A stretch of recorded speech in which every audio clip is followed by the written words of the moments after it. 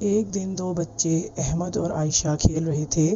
وہ دونوں بہن بھائی تھے اور ہمیشہ ساتھ رہتے تھے۔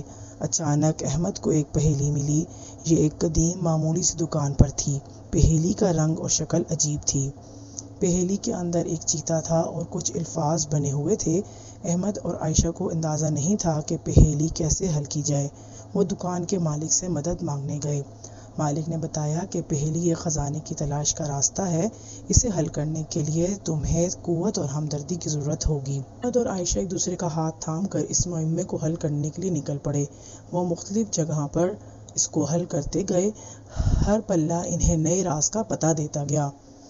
دوستی، محنت اور لگن کے بعد انہوں نے آخری پلہ حل کر لیا۔ ایک بڑا خزانہ نکلا جس میں چاندی کے سکے اور قیمتی پتھروں کی بھرمار تھی۔ یہ دونوں بہن بھائی دنیا کے سب سے خوش قسمت ترین تھے کیونکہ انہوں نے ایک دوسرے پر یقین کیا تھا۔